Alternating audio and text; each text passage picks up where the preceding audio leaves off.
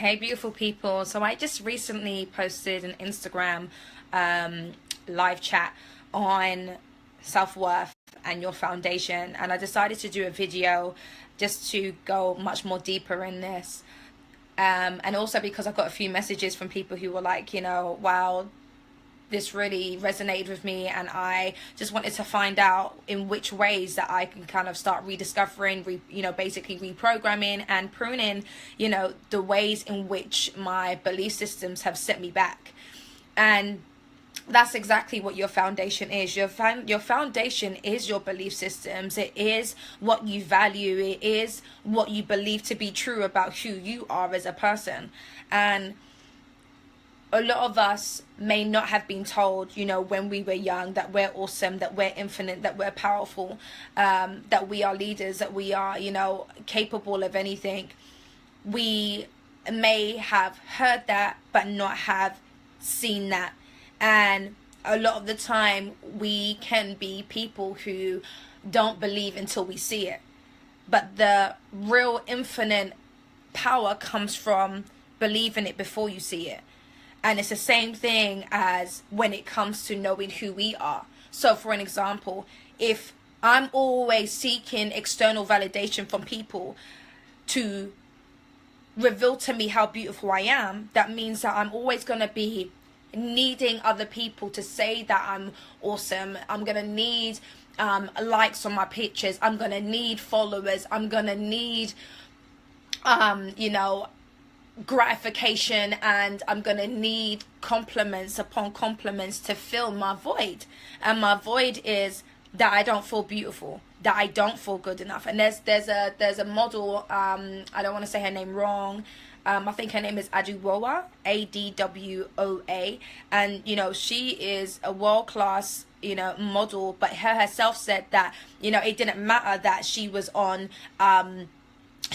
billboards, at Times Square, and she was doing, off the hook photos and, editorials with, world-class photographers and designers. It didn't matter, how much publicity she was getting and so much praise that she was getting from other people. She still felt to herself, I'm not beautiful because I don't fit, what majority of society say is beautiful, which is, I don't have blue eyes. I don't have long flowing blonde hair.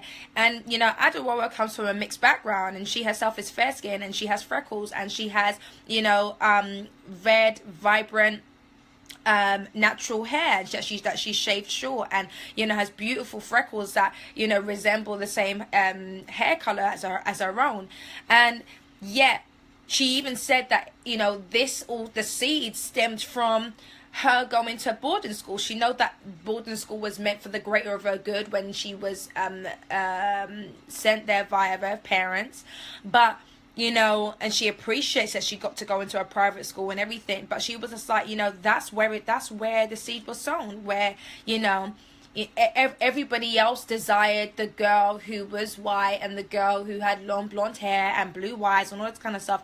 And for her, that really created a weed that manifested and which she took into her adulthood, from young adolescenthood to now adulthood. And she was still carrying that around with her, that okay, I'm a top model, but I know that I'm still not really seen as the world-class desirable woman because I do not fit this so-called category. And for her, that was a belief, and it was something that for herself knew to be true. And so her decisions and how she carried herself was based by that. And she was hurting inside. And that in itself is a self-worth emotional wound. I myself was much about, if I achieved more, for me it was validation that I was awesome. It was validation that I was amazing, that I was smart, that I was intelligent, that I was grand, that I was somehow important. I based my achievements on that. So for me, I would use that as for status. It would be my brag about tool. You know, the fact that, you know, I've got certificates coming out of my ass, no matter how, you know, in terms of education, you know, that, you know, I traveled with a theatre company and got an award. That, you know, at the age of 6, you know, I won my first skiing championship and got gold. All this kind of stuff. You know, for me, you know, do my masters and all this kind of stuff. You know, for me, it was just like, I did it because it was to prove to the world that I mattered. And the core of where that came from was, I felt to myself, from the age of 9, when I was told by, you know, I was told by my dad that, let me phrase this as much as what I can remember when I was 9. I was already, let me paint the picture. I was already doing ballet, doing violin, doing gymnastics. And I remember I had a conversation with my dad, and it was something along the lines of, you know, this is the things that I want to achieve, this is the things that I want to do. And my dad was aside, but who do you see out there, you know, as a black ballerina? Who do you see out there as a black violinist? And for me, automatically, like, I was one of those children that always had something to say back. Always had something to say back. And, you know, that in itself, something's in my eye, that in itself, like, really kind of broke my heart, because this time I had nothing to say back. Because at that time, for me, my foundation was, I can do anything. Anything I put my heart to, anything that I'm passionate about, anything that I have a drive to, I can achieve it. But when my dad said, but who do you see as a black ballerina? Who do you see as a black violinist? Who do you see? Then that in itself made me think that my skin color is a barrier. And so therefore, I can't be a ballerina because of my skin color, because there's nobody else out there who's done it. So that must mean that there's no space for me. There's no room for me. There is no place for me there.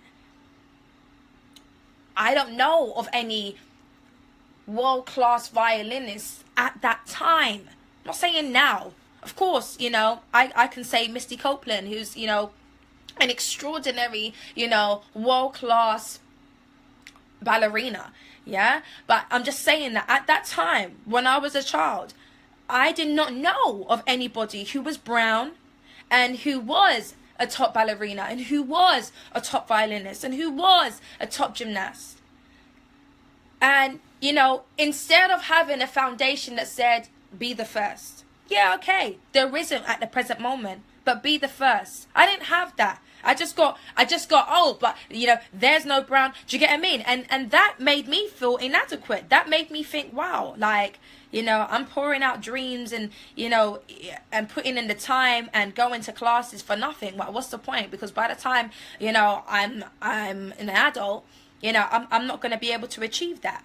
And it's unfortunate, because even now, it disheartens me, and it makes me think, geez, man, like, I wish I had somebody to say, you know what, and that doesn't even matter, be the first. You know what? That's what makes it powerful, because you know what? You can maybe set a rolling stone for other people. You know what? It's great that you aspire to great things, and I can't wait to see it happen. Do you get what I mean? I can't wait to see you manifest it into reality. I didn't have that. Instead, I was just getting all this other jargon that was unnecessary, and that stunted my growth. And at the age of 9, you know, you're not taught, oh, to stand up towards your parents, or, you know, let your voice be heard. Because, you know, in my cultural background, in terms of like how I've been raised, you know, there was this kind of still grey area of, you know, oh, know your place, and, you know, children must be seen and not heard. There was still that grey area, you know, where if you kind of voiced your opinion, you were seen as disrespectful. And as well as that, you believe what your parents say, because, you know, they're your first teachers, they're your first leaders. You feel that, you know, your parents are superheroes and can do anything. You know, they're the people that you feel that will protect you. You know, and then obviously later you grow up and you realize, flip, like, wow, like, bless me, like, my imagination and the way I thought of my parents was totally not what I expected. But at the end of the day, when I heard that and I received that and I internalized that, I stopped ballet, I stopped violin, I stopped gymnastics. And by the time I was 11, you know, I would say that I was very, I didn't feel like I had no place in the world. I felt like, you know, what is it that I can do? What is it that I could achieve? Because I felt resentment that, you know, I couldn't be what I desired to be, because, you know, apparently me being brown is a problem. Do you get what I mean? I felt a lot of anger, a lot of frustration for a long time, you know, and no one showed me in ways that I can elevate out of that. No one did, and that's truth, which is why I was still stuck in there. And, you know, by the time I was 16, and I was getting into performing arts, and I was doing classes and all that kind of stuff, and I kind of found my new kind of like wave. And for me, from then, there became this thing about, you know, you got to be perfect to get into you know, Lion King, to get into, like, you know, great theater productions. You know, they installed that you must master your craft. You must master your craft. You must be the best at it. You know, there is no room for error. You know, there's this whole thing about, you know, being perfect. And then that mindset came into my head about, you know, I haven't got no time to fail. I have no room for failure. I have no room for imperfectness. I've got to, at all points, you know, at everything I do, I've got to master my craft and be the best at it, you know. And so for me, it was just like, if I had no credibility as a performing artist, I'm not going to get noticed. So this is the thing. So you can kind of see what I'm talking about my journey. So my journey started off with, you know, wanted to achieve becoming a violinist, a ballerina, and gymnast. Then my father comes out with his jargon, and then that kind of makes me internalize and think to myself, because I'm brown, I can't do that. You know, that in itself created a void, created frustration, created resentment, created anger, you know, all this kind of stuff, and created drive, you know, for me to find a new space. But in a space where I was getting taught by my performing arts teachers now that everything is about perfectionism, and everything is about, you know, mastering your craft and being the best. And, you know, there is no room for error. There is no room for failure. So imagine all that pressure now. Do you get what I mean? No room for error, no room for failure. Oh, your skin is a barrier. All this kind of crap was basically going through my head.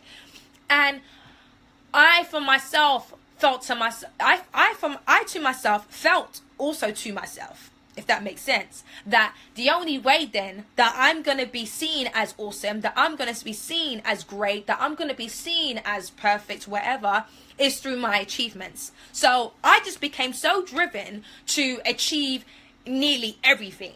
When it came to education, when it came to entering auditions, when it came to performing in shows, when it came to starting on my own theatre company and traveling across Europe, you know, it became this kind of drive. But the drive was coming from an ugly place. Because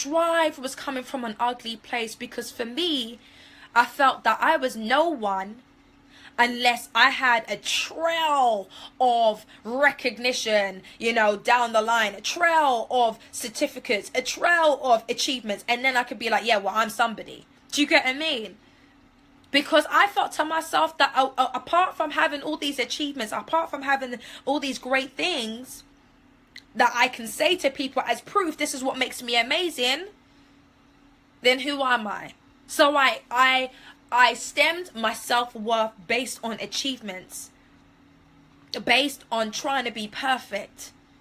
And that in itself was killing me. It was killing me. Because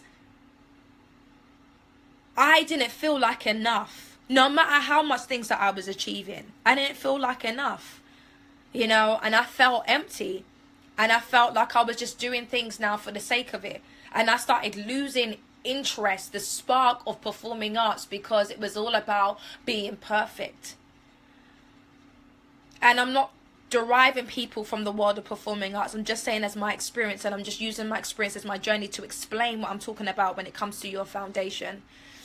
Your foundation is your belief systems, the things that you choose to absorb and believe to be truth for yourself, that you know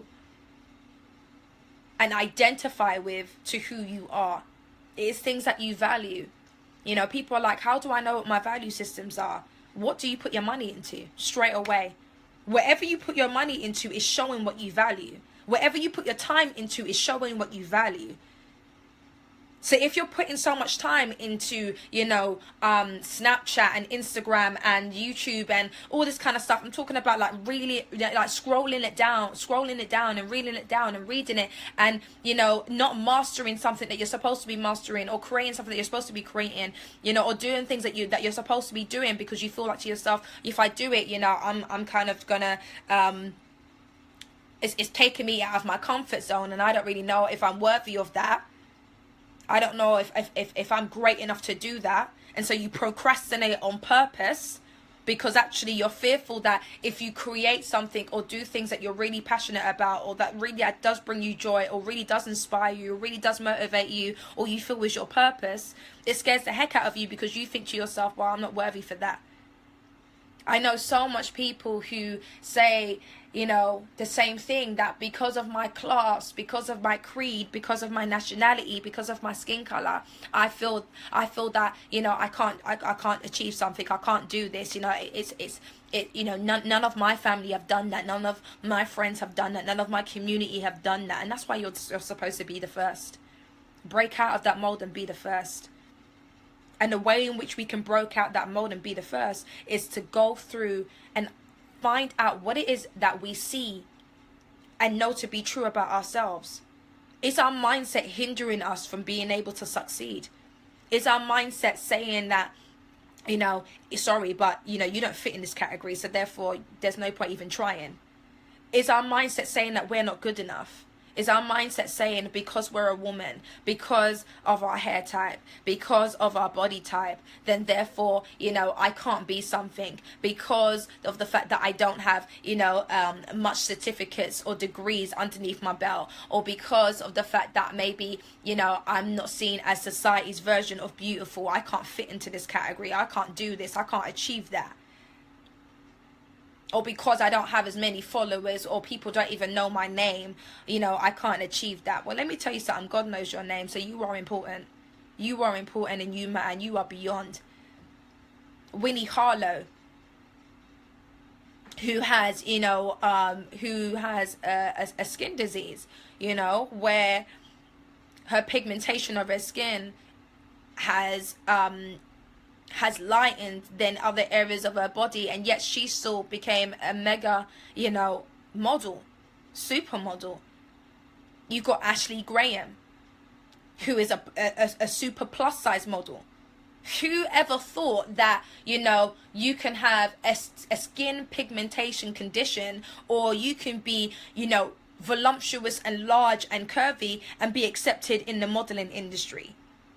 And be on Vogue and all this kind of stuff. No! Do you get what I mean? But imagine if they had that belief in their head that, oh, because of my appearance, there's no point even me trying. There's no point even achieving. There's no point even dreaming, because that's not possible for me. It is our belief systems that are tying us down. It is our, it is things that we've experienced, whether it is through adversity, whether it was through our school days, whether it's through our home life, that there are still opening wounds, still emotional experiences that we have not healed from, and is still playing a drum in our head and creating the ways in which we show up, is corrupting our decisions, is messing us up in terms of the way in which we allow people to even treat us. Because if you feel to yourself that you aren't worthy of love, then it is most likely that you ain't even looking for love. And if you are looking for love, you're going to kind of just take any kind of person, guy, woman, whatever it is, Because you thought to yourself, oh, I might just be grateful just for being with someone, or I should just be grateful that at least I have someone and I'm not alone, and at least I'm grateful because I have a ring. Like, you may have a ring, but you don't have a marriage. You may, have reputation, but are you actually living your truth right now? Are you still battling with inner demons? And the inner demons are, the inner critic. Are the spaces where we get into this whole self-sabotage mode.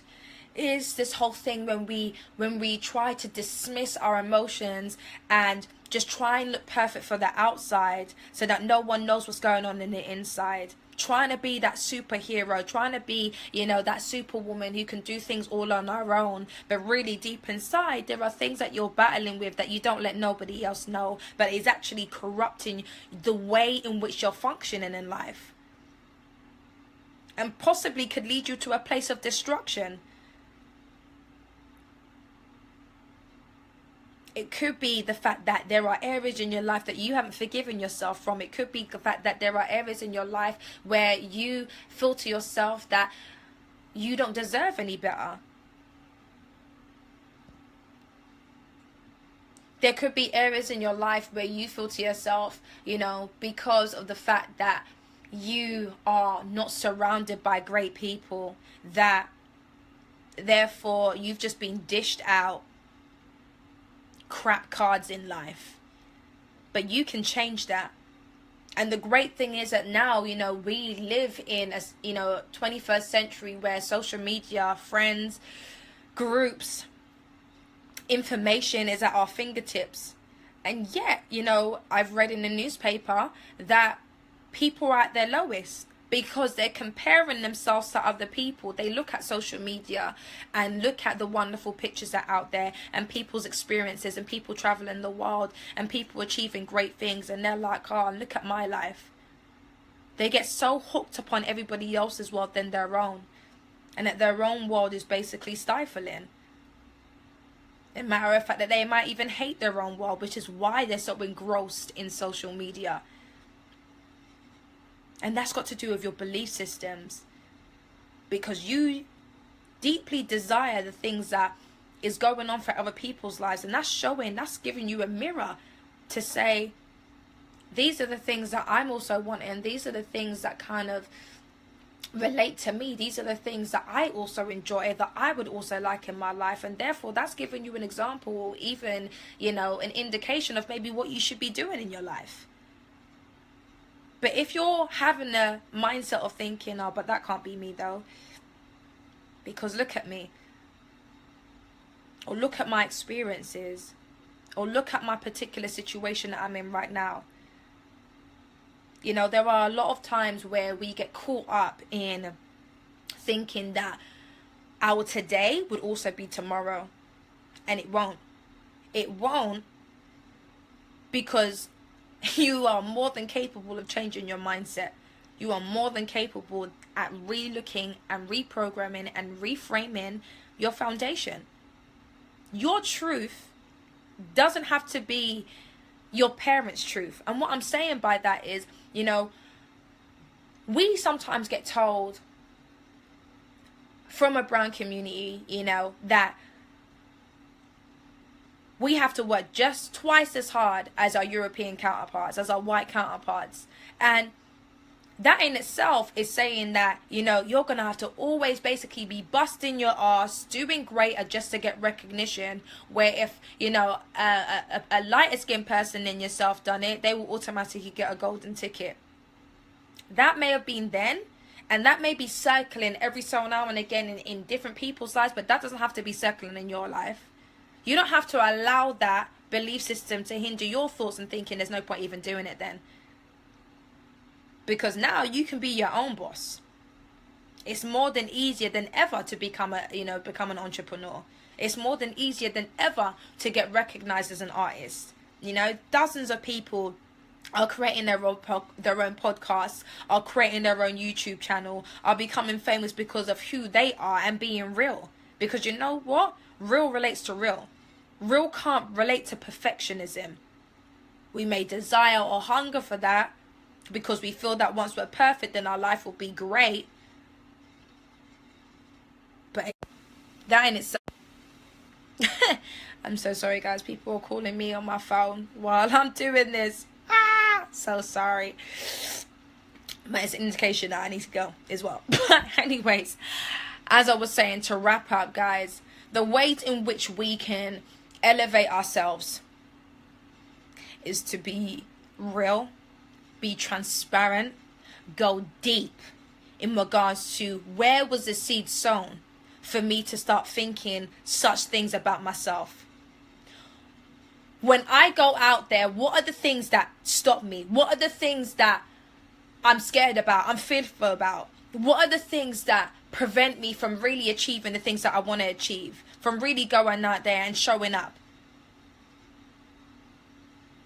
And then once you're able to realize, okay, I'm noticing a pattern now. I'm noticing that every time I'm stepping up and trying to do something, what's coming in my head is this.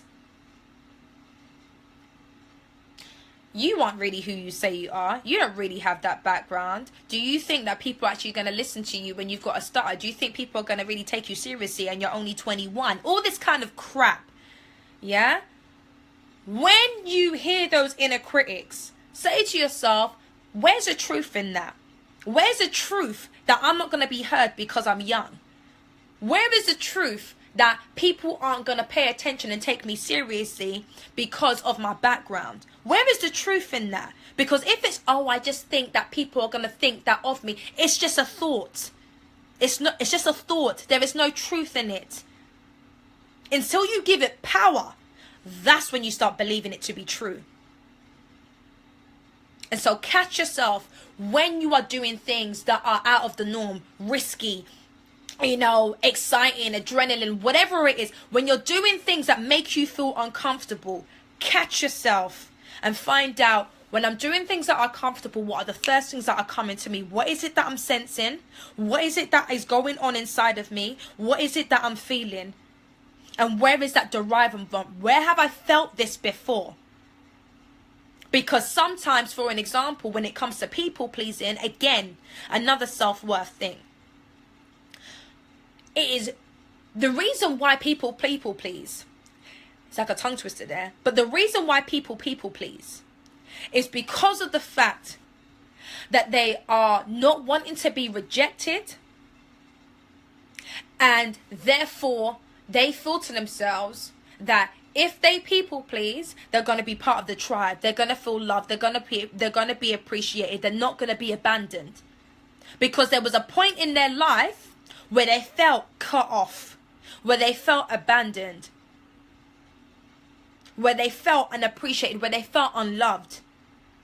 And their coping mechanism is, right, for me to always kind of feel that I'm a part of something, that I'm loved, that, people appreciate me. My coping mechanism is people pleasing, because if I people please people, then I will be happy. If I make other people happy, then I will be happy. Again, that is external. So the only way that you're going to be happy is by making other people happy. That's really sad. That's really hurtful. That's really damaging. Because that means that you're going to go around the world always thinking, who can I people please next for me to fill this void of mine? Look at where it was that I felt this before. Where was it that I felt this before? That I felt like I was inadequate. That I felt that I was abandoned. That I felt that I wasn't loved. Dig deep. And when you're able to find that, start looking at what was it that made me feel that this is going to be my truth forevermore. So you found out, okay, cool. I was abandoned as a child. I was abandoned in my relationship. I didn't feel right. I didn't feel valued in my relationship. I didn't feel loved in my relationship. I felt, used and abused. Or, as a child, you didn't feel that you was, adequate. You always felt belittled. You always felt that you was never good enough. You always felt that you was basically the misfit. You always felt that, no one wanted you. No one loved you.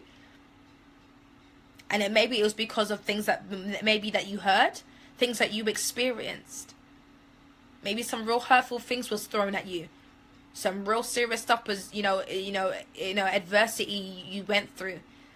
Traumatic experience that you went through that now you're reliving. That is basically going on replay over and over and over again for you. That when you're in a new relationship, you feel like, oh my gosh, to keep this relationship, I've got to make sure that, I'm always at my, that I have to perform at my best for her or for him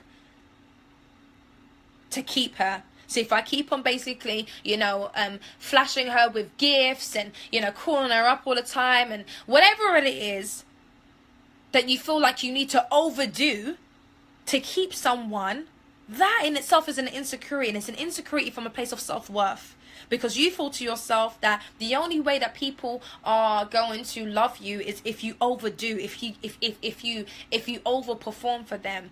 But you're not even being real to yourself, and in fact you're not even being real to them. That is now become a camouflage, and it's hurting you, and in fact it will damage your relationship with them.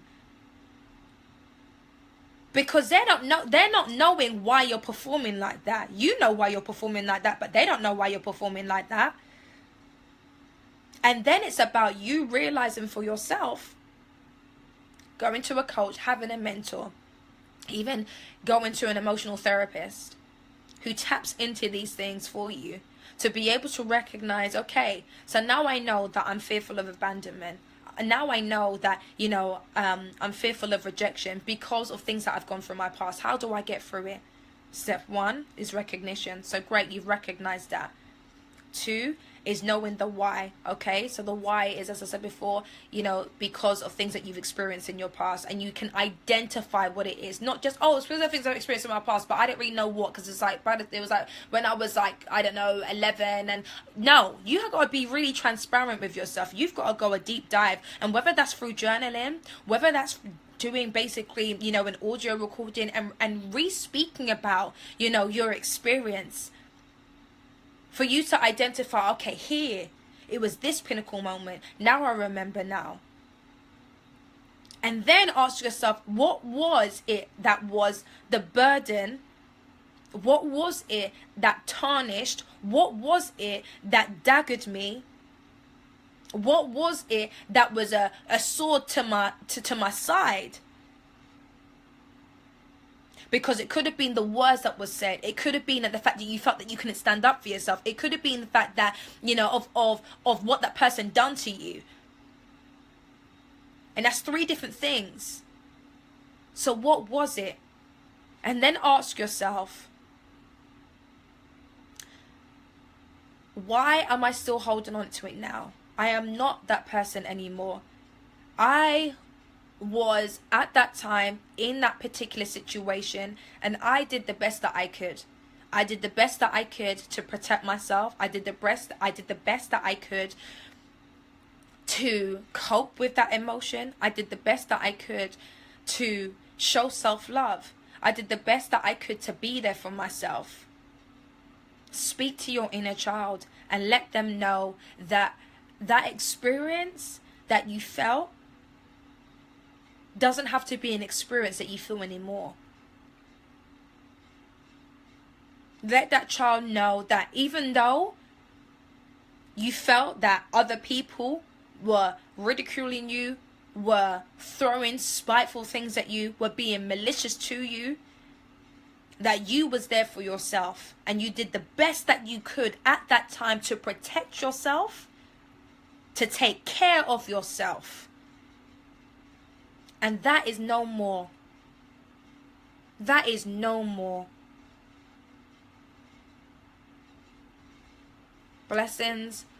Send and love your way, guys. I really hope that this has really given you like a new dimension of thought in terms of the things that you may be tolerating in your life, that you know is out of alignment, that you know is about self-worth, that you know has derived from a seed that was sown, in your younger years, in a past experience, in a past relationship, through a past friend, whatever it was.